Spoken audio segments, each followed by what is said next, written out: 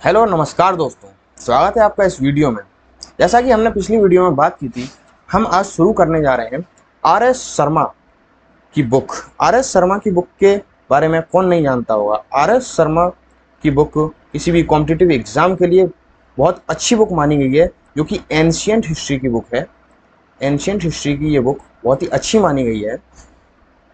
इस बुक को ज़्यादातर लोग यूपीएससी की तैयारी के लिए यूज़ करते हैं, यूपीएससी या फिर स्टेट पीसीएस की तैयारी के लिए, स्टेट पीसीएस की तैयारी के लिए यूज़ करते हैं। इस बुक को हमने 10 दिन के चैलेंज के रूप में लिया है। 10 डेज चैलेंज हम करने जा रहे हैं। इसके माध्यम से हम 10 डेज के अंदर इस बुक को ख़त्म करेंगे और साथ ही साथ इसके पूरे नोट्स बनाएंगे और आपके साथ शेयर करेंगे, डिस्कस करेंगे आपके साथ इसके नोट्स, किस तरीके से हमने नोट्स बनाए हैं इसके, और आप इस नोट्स को किस तरीके से बना सकते हैं और इन नोट्स से भी आप पढ़ सकते हैं। आपको अच्छा खासा सीखने को मिलेगा। तो चलिए इसी के साथ हम वीडियो को शुरू करते हैं। तो वीडियो को शुरू करने से पहले हम आपको बता दें कि 2 साल पहले हमने एक वीडियो डाली थी इसी के ऊपर, आर एस शर्मा के ऊपर, जिसमें हमने बात की थी किस तरीके से नोट्स बनाएं, और हमने वादा किया था उसमें कि जब हम नोट्स बनाएंगे तो आपके साथ शेयर भी करेंगे और डिस्कस भी करेंगे कि हमने नोट्स कैसे बनाए हैं, और उन नोट्स के बारे में आप अपनी राय भी दें। तो चलिए हम इस वीडियो को शुरू करते हैं और देखते हैं कि इतिहास यानी कि एंशिएंट हिस्ट्री को हम किस तरीके से पढ़ सकते हैं। सबसे पहले देखते हैं कि हिस्ट्री का डिवीज़न कैसे किया जाए। हिस्ट्री को हम 3 भागों में बांटते हैं। Number 1 is pre history. Pre history में ऐसा समय माना जाता है कि जब कोई भी रिटेन रिकॉर्ड्स नहीं थे, यानी कि हमें उस समय के बारे में कुछ भी कहीं भी लिखा हुआ नहीं पता चला है। जैसे कि अशोक के समय के बारे में हमें अशोक के इंस्क्रिप्शंस मिले, उसके बहुत से ऐसे साक्ष्य मिले लिखे हुए, जिसको हम पढ़ के ये समझ पाए कि अशोक के समय में इंडिया कैसा था। उस समय के कोई रिकॉर्ड्स हमें लिखित रूप से नहीं मिले हैं। Archaeology is the only source. Archaeological माध्यम से हम सिर्फ ये पता लगा पाएंगे कि उस समय हमारा इंडिया कैसा रहा होगा या वर्ल्ड कैसा रहा होगा। उसके बेसिस पे ये इतिहास की ये किताबें लिखी गई हैं। तो प्री हिस्ट्री यानी कि हिंदी में इसको बोला जाता है प्रागैतिहासिक काल। Number 2 is proto history. अब प्रोटो हिस्ट्री के बारे में आप जानते हैं कि प्रोटो हिस्ट्री कैसा पीरियड है? Period during which civilization had some written records but can not be read till now, या कैन नॉट बी, हम इसको कह सकते हैं deciphered. Can not be deciphered, आपको दिख रहा होगा, can not be deciphered till now. अब तक हम उस रिटन रिकॉर्ड्स को पढ़ नहीं पाए हैं। आर्कियोलॉजिकल जो सोर्स हैं उनके माध्यम से ही हम इस एरा के बारे में ठीक तरह से पता कर पाए हैं। For example Indus valley civilization. Pre history का अगर आप एग्जाम्पल देखेंगे तो प्री हिस्ट्री का एग्जाम्पल आप लिख सकते हैं स्टोन एज। प्री हिस्ट्री का एग्जाम्पल हो गया स्टोन एज। प्रोटो हिस्ट्री का एग्जाम्पल हो गया Indus valley civilization. Number third one is history. History जिसके कि रिटन रिकॉर्ड्स अवेलेबल हैं और हम रिटन रिकॉर्ड्स पढ़ भी चुके हैं।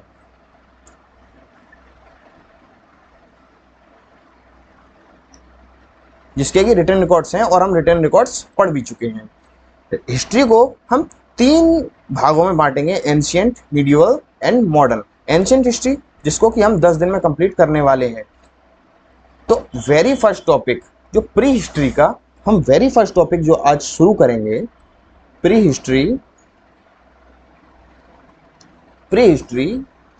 का जो वेरी फर्स्ट टॉपिक है वो आज हम शुरू करने वाले हैं, जो है स्टोन एज। Stone age. तो चलिए नेक्स्ट स्लाइड पर चलते हैं और स्टोन एज को शुरू करते हैं। Human evolution, the old stone age. The earth is over 4600 million years old, यानी कि पृथ्वी जो है हमारी 4600 मिलियन ईयर्स ओल्ड है।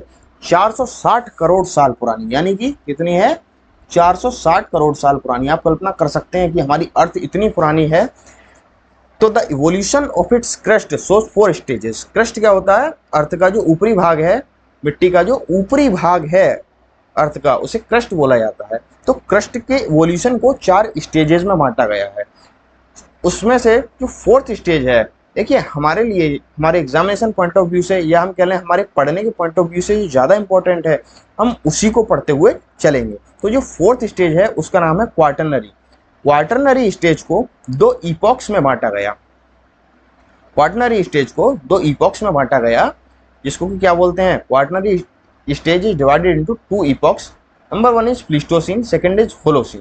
प्लीस्टोसीन यानी कि 2 मिलियन बीसी।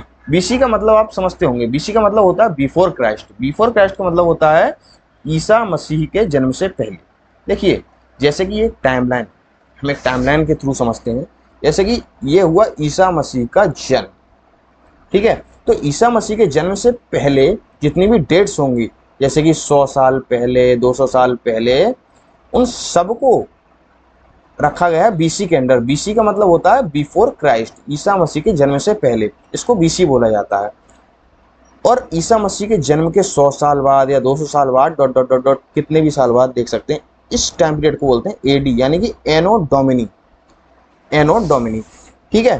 तो ईसा मसीह के जन्म से या बिफोर क्राइस्ट या क्राइस्ट के जन्म से कम 2 मिलियन ईयर्स पहले ये आइस एज या प्लीस्टोसीन पीरियड शुरू हो चुका था, जो कि ईसा मसीह के जन्म से 12,000 साल पहले, या हम कह लें 1200 बीसी में समाप्त हुआ, ठीक है। The number second one is Holocene, यानी कि पोस्ट आइस एज, जो कि 12,000 बीसी से अब तक चला आ रहा है।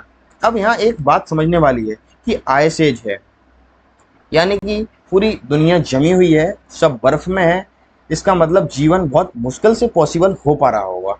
तो आइस एज में कुछ पेड़ पौधे और कुछ जानवर ही उत्पन्न हो पाए थे, यानी कि कुछ पेड़ पौधे या जानवर ने ही जन्म ले पाए थे।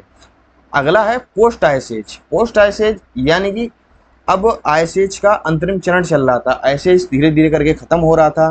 तो अब जैसे जैसे जमी हुई बर्फ पिघलेगी, वैसे वैसे जीवन की उत्पत्ति होना शुरू हो जाएगी। वैसे वैसे आप देखेंगे कि ह्यूमंस की उत्पत्ति भी होना शुरू हो चुकी है।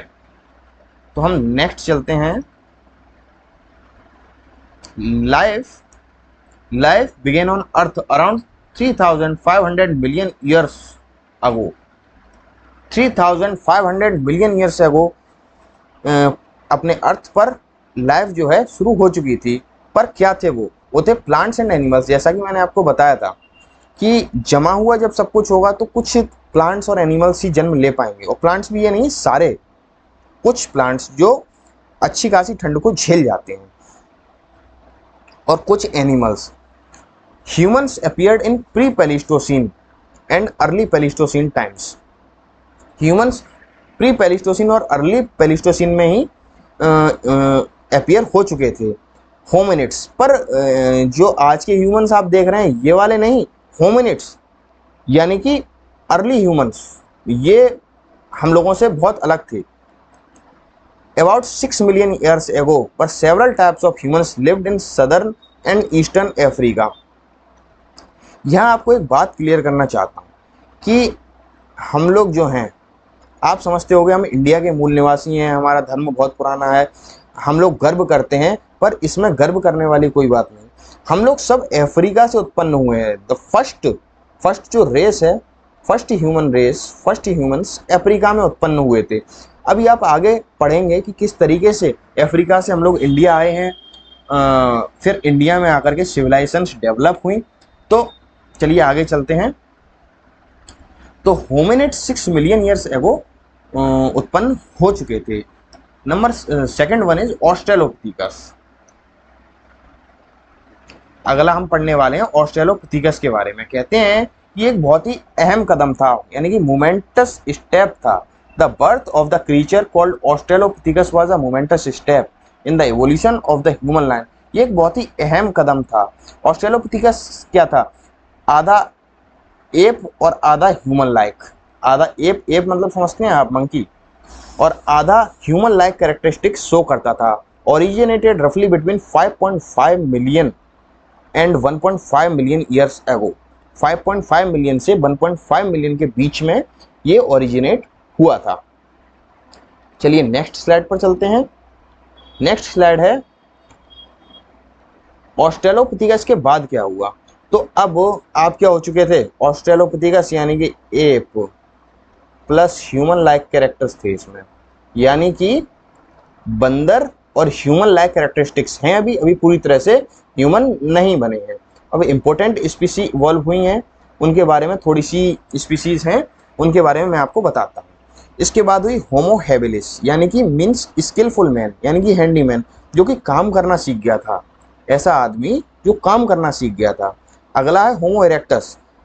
अब आप देखिए ये जो है होमो इरेक्टस, इसने फायर का यूज करना सीख लिया था। ऐसे कुछ एविडेंसेस मिले हैं जिनसे हमें ये पता है फायर का यूज करना सीख लिया था, पर ऐसा पूरी तरह से हम नहीं कह सकते कि यही ये होमो इरेक्टस ने ही फायर का यूज करना सीखा था। हो सकता है आगे आने वाले क्रीचर्स ने सीखा हो या इससे पहले ही फायर का इन्वेंशन हो चुका था। ठीक है, अगला है होमो सेपियंस। होमो सेपियंस मतलब वाइज मैन। हमारी जो रेस है यानी कि हम होमो सेपियंस सेपियंस हैं, इससे पहले वाले हैं होमो सेपियंस यानी कि ये वाइज मैन थे। ठीक है, अगले हैं होमो सेपियंस यानी कि फुली इवॉल्व्ड मैन यानी कि हम लोग। ओरिजिनेटेड इन सदर्न अफ्रीका यानी कि हम लोग सदर्न अफ्रीका में ओरिजिनेट हुए हैं, इंडिया के नहीं है भाई। आप यहाँ देख लीजिए, और आर एस शर्मा की अगर आपके पास बुक है तो वहाँ से भी आप ये मिला सकते हैं। ये लिखा हुआ है कि हम इंडिया के नहीं हैं, हम लोग बाहर देश से आए हैं यानी कि अफ्रीकन्स हैं। जो वाइट पीपल होते हैं जो बहुत ज़्यादा घमंड करते हैं कि भाई हम बहुत ज़्यादा गोरे हैं और इनसे अलग हैं, भाई किसी से अलग नहीं हो आप। आपका जो क्लाइमेट चेंज हुआ और समय के साथ आपके स्किन में इवोल्यूशन हुआ, फेयर स्किन होती चली गई, it is because only of climate. आप गोरे नहीं हैं, याद रखिएगा। चलिए अगला चलते हैं।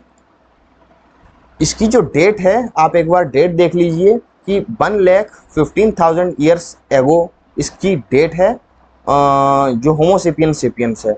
अपर पैलियोलिथिक पीरियड में यानी कि लेट स्टोन एज में, स्टोन एज जब समाप्त होने की कगार पर था, तब ये होमो सेपियंस सेपियंस ओरिजिनेट हुए थे। आगे हम बात करेंगे पैलियोलिथिक एज की, अपर पैलियोलिथिक एज की बात करेंगे, और साथ ही कितनी पैलियोलिथिक एज हैं जो यहाँ अपर लिख रखा है। चलिए नेक्स्ट चलते हैं। In India skull fossil found in the Shivalik hills covering India and Pakistan. देखिए हम अब तक बात कर रहे थे कि अफ्रीका में ये सब मिले, इतने सारे जो हमने आपको बताए, होमो हैबिलिस, ऑस्ट्रेलोपिथेकस, फिर होमो इरेक्टस, फिर होमो सेपियंस, फिर होमो सेपियंस सेपियंस, ये सब हमने आपको बताए। इनके साक्ष्य कहाँ मिले? अफ्रीका में। अब इंडिया में भी कुछ साक्ष्य मिले हैं, वो आप देख लीजिए कहाँ से मिले। तो जो फर्स्ट प्रमाण हमें मिला है, फर्स्ट साक्ष्य मिला है, जो है स्कल मिला है एक शिवालिक हिल्स पर covering India and Pakistan. India and Pakistan cover करती हुई शिवालिक हिल्स हैं, उन पर मिला है 2.2 मिलियन ईयर्स अगो। आज से 2.2 मिलियन ईयर्स अगो हमें क्या मिला है? स्कल फॉसिल मिला है। ये कैसे पता चलता है कि ये इतना ही पुराना है? तो भाई रेडियो कार्बन डेटिंग का आपने नाम सुना होगा। इस पद्धति से, इस प्रोसेस से हम पता लगा सकते हैं कि कोई भी चीज़ कितनी पुरानी है। The early human history can be understood mainly with the help of stone tools. यहाँ से आप देखना शुरू कीजिए, यहाँ से बहुत इंपॉर्टेंट चीज़ें शुरू होने वाली हैं। अर्ली ह्यूमन हिस्ट्री जो थी, the early human history can be understood mainly with the help of stone tools. देखिए जैसा कि हमें पता है कि हमें रिटन साक्ष्य नहीं मिले, हमें इस एज का, जो कि ये प्री हिस्टोरिक पीरियड है, प्री हिस्टोरिक पीरियड का हमें कोई भी रिटन साक्ष्य नहीं मिला। हम आर्कियोलॉजी के बेस पर ही बता सकते हैं कि वो कितना पुराना है ये पीरियड, या इस पीरियड में ऐसा क्या हुआ था, किस तरह के लोग हुआ करते थे, क्या खाया करते थे, क्या इनकी इकोनॉमी रही होगी, ये सब हम कैसे पता लगाएंगे? With the help of archaeological surveys, archaeological finds. Archaeology के थ्रू हम सब कुछ पता लगा सकते हैं। ठीक है, आर्कियोलॉजी में हमें क्या मिला था? स्टोन टूल्स मिल चुके हैं। ठीक है, अब हमें क्या मिल चुका है भाई? स्टोन टूल्स मिल चुके हैं। स्टोन टूल्स की मदद से ही हम पता लगा सकते हैं कि किस तरीके से अपना शिकार किया करते थे। कब स्टोन टूल्स जितना ज़्यादा पुराना होगा, वो मतलब जितना ज़्यादा अनडेवलप्ड होगा स्टोन टूल, वो उतना पुराना होगा। तो इस तरीके से हम ये कह सकते हैं कि स्टोन टूल हमें, जैसे कि कोई बड़ा स्टोन टूल मिला, ठीक है, तो हम कह सकते हैं ये पुराना है, तो इसकी हम सी कार्बन जो डेटिंग है उससे हम पता लगा सकते हैं कितना पुराना है। और जब अनडेवलप्ड होगा स्टोन टूल, जैसे आप मान लीजिए ये एक गोल गोल स्टोन टूल है, पत्थर है पूरा, इसको फेंक कर अगर शिकार करते होंगे, ये पूरी तरह से डेवलप नहीं है। फिर आगे आने वाले टाइम में वो डेवलप हो जाएगा, इसको क्या बना लिया, थोड़ा सा पॉइंटेड बना लिया। अब इससे क्या कर सकते हैं, जानवरों की खाल, लेदर वगैरह उतार सकते हैं। तो इस बेसिस पर, with the help of stone tools used by them and on the basis of, ये थोड़ा सा इरेज कर देते हैं जिससे कि आपको दिख जाए, and on the basis of stone tools used by them, stone age is divided into 3 phases। stone age को हम 3 phases में डिवाइड कर सकते हैं। किस तरीके से, कि किस तरीके के वो स्टोन टूल्स यूज करते थे। आप याद रखिए, stone tools is a very important characteristic. तो इसको हमने डिवाइड किया है Palaeolithic, Mesolithic, Neolithic. Stone age को आप लिख लीजिएगा कि स्टोन एज को हम इन 3 में डिवाइड कर लेंगे। तो वेरी फर्स्ट नंबर फेज जो है पैलियोलिथिक फेज, इसकी हम बात करते हैं। तो पैलियोलिथिक फेज को भी सब डिवाइड किया गया है 3 फेजेज में। पैलियोलिथिक फेज आप देखेंगे बुक में लिखा हुआ है कि 6 लाख बीसी, बीफी यानी बिफोर क्राइस्ट से लेकर 10,000 बीसी तक चला।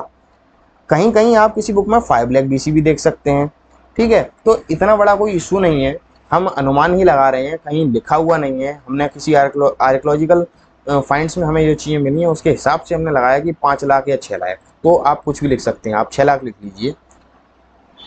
6 लाख से लेकर 10,000 बीसी तक ये फेज चला, ठीक है। अब पैलियोलिथिक फेज को भी 3 भागों में बांटा गया है। Number 1 is lower Palaeolithic phase. Lower Palaeolithic phase को 6 लाख बीसी से लेकर 1.5 लाख बीसी के बीच में रखा गया इंडिया के अंदर। बट अफ्रीका के अंदर ये फेज 2 मिलियन ईयर्स अगो ही शुरू हो चुका था। देखिए, अफ्रीका की थोड़ा सा वर्ल्ड हिस्ट्री के परिप्रेक्ष्य में आ जाएगा, पर हम इंडिया की ज़्यादा लेकर चल रहे हैं। तो आप याद रखिएगा 6 लाख बीसी से लेकर 1.5 लाख बीसी तक चला। In this period tools were irregular in shape. अब मैंने जैसे आपको बताया था टूल्स इरेगुलर हुआ करते थे शुरुआत में। बिग इन साइज, साइज में बड़े हुआ करते थे। And rough in nature. The characteristic tool of this time was cleaver, chopper and hand axes. ये इस समय के टूल्स थे। इस समय के टूल्स के जो नाम हैं वो ये हैं। अगर हम बात करें साइट्स की, तो हमें कहाँ से साक्ष्य मिले हैं इस समय के, वो हमें पता चलता है साइट्स से। साइट्स क्या हैं, वैली ऑफ रिवर सोन और सोहन इन पंजाब।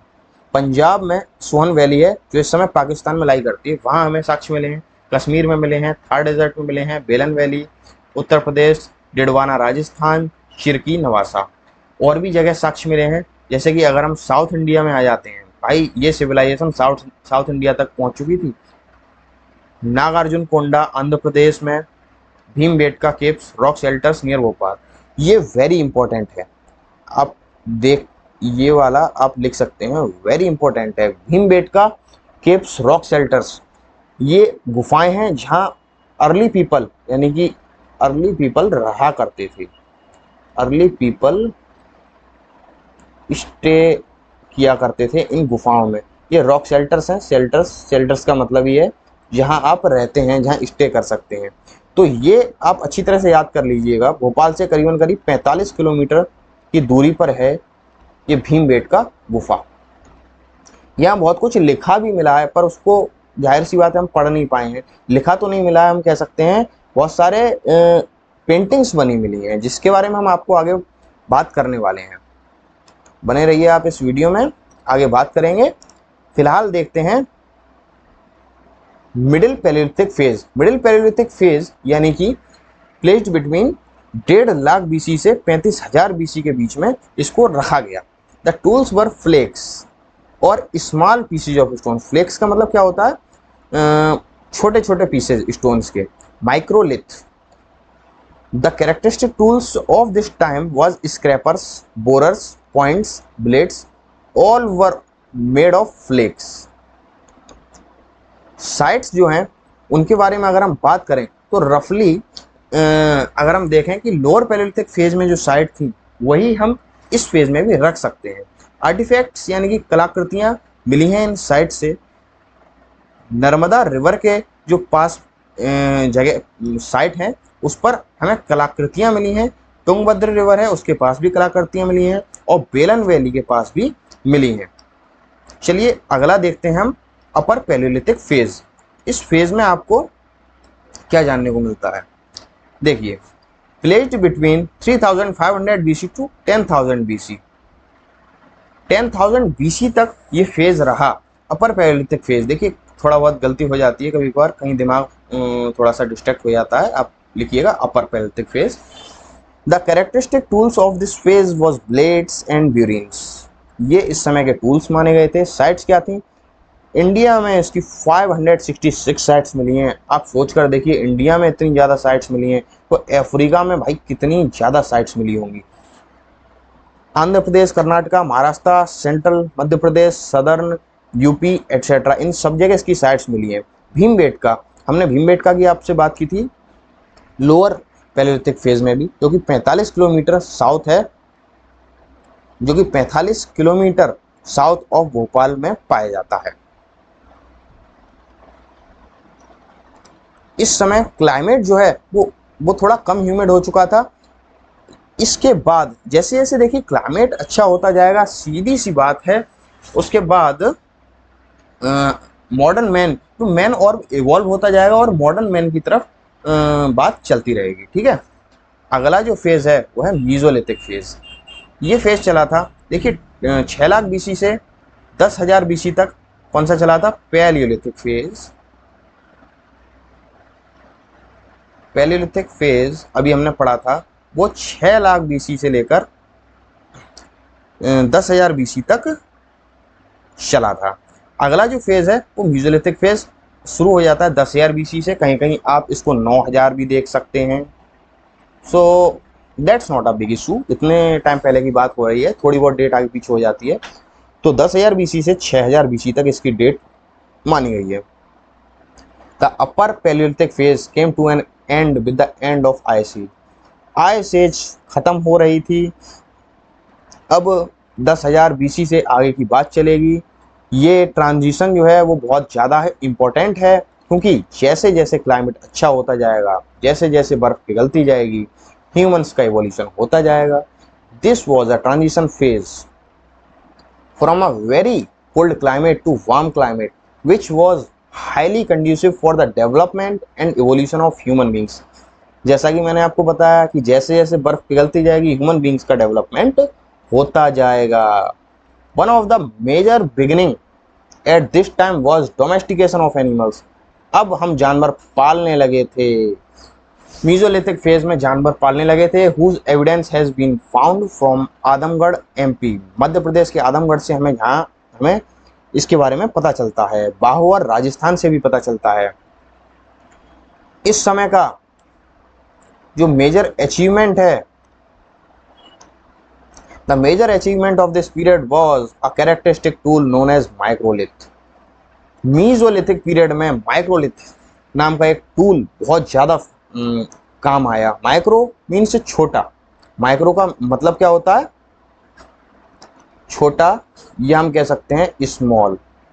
लिथ मतलब, लिथ का मीनिंग क्या हो गया, स्टोन, जो कि छोटे स्टोन से बना हो उसको हम कहेंगे माइक्रोलिथ। अब छोटा है, थोड़ा सा पॉइंटेड हो गया होगा। अगर पॉइंटेड है तो जाहिर सी बात है जो लेदर होता है जानवरों का उसको उतारने के काम आ सकता है और डिफरेंट चीज़ों को काटने के काम आ सकता है। इट वॉज टाइनी, छोटा था जैसे मैंने आपको बताया, एंड वेरी शार्प जैसा कि मैंने आपको ये बता ही दिया। Which not only facilitated the effective killing of animals, जिसने सिर्फ इफेक्टिव किलिंग ऑफ एनिमल्स को फैसिलिटेट नहीं किया बट ऑल्सो क्रिएटिंग पेंटिंग्स। अब पेंटिंग्स की बात आ जाती है, जैसे मैंने आपको बताया कि अब पेंटिंग्स बनाई जाएंगी। Paintings of this period popularly known as mesolithic painting. इस पीरियड की पेंटिंग को क्या बोला जाता है, मीजोलिथिक पेंटिंग।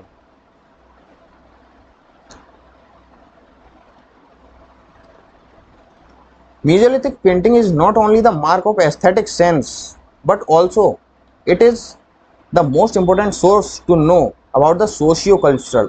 देखिए इस पेंटिंग में, मेसोलिथिक पेंटिंग में सोशियो कल्चरल प्रैक्टिस के बारे में हमें बहुत अच्छे से पता चल जाता है कि कहीं कहीं एक गोल पहिया बना दिया है, ठीक है, कहीं कुछ डांस करते हुए लोग बना दिए गए हैं, ठीक है। तो ये मीजोलिथिक एज में हमें पता चलता है कि कैसे लोग उस समय डांस करते थे, उनका कल्चर क्या था, ये सब हमें कैसे पता चला, पेंटिंग्स के थ्रू पता चला। हमें कोई लिखा हुआ साक्ष्य नहीं मिला था, जैसे मैं आपको बता चुका हूँ कि हमें कोई भी रिटन एविडेंसेस उस समय के नहीं मिले हैं, हमें ओनली आर्कोलॉजिकल सोर्सेज से पता चला। This painting was basically category of petroglyph. Petroglyph नाम से ये पेंटिंग जानी जाती हैं, which is basically rock cut paintings, जो कि पत्थरों को कार्व करके, पत्थरों को काट के बनाई जाती हैं। It is said that they took to art and ritual to overcome social conflict. Social conflict से ओवरकम करने के लिए पुराने समय के लोग, या अर्ली मैन हम कह लें, आर्ट एंड रिचुअल्स का क्या किया करते थे, यूज़ किया करते थे, इनको परफॉर्म किया करते थे। Paintings were coloured with mineral colours. Painting were coloured with mineral colours. देखिए पेंटिंग्स को मिनरल कलर्स के साथ भी कलर किया जाता था, वेजिटेबल कलर के साथ भी कलर कर लेते थे।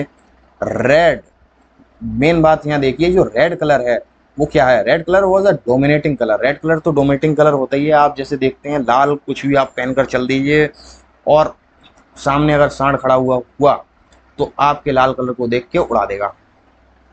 तो red colour was mainly animal blood. Red colour क्या होता था, एनिमल ब्लड, क्योंकि समय के साथ जो ऑल कलर्स थे वो फेड हो जाया करते थे, पर देखा गया कि एनिमल जो ब्लड है वो फेड नहीं हो रहा है। तो ये थी लास्ट स्लाइड और ये था हमारे 10 डेज चैलेंज की फर्स्ट वीडियो। तो आप बताइए ये वीडियो आपको कैसी लगी। नोट्स को मैंने आपके साथ डिस्कस किया है, बहुत ही अच्छी तरह से मैंने डिस्कस करने की कोशिश की है नोट्स को। तो मिलते हैं नेक्स्ट वीडियो में। चैनल को कर लीजिए सब्सक्राइब, वीडियो को कर दीजिए लाइक। मिलते हैं कल इसी समय। जय हिंद, जय भारत।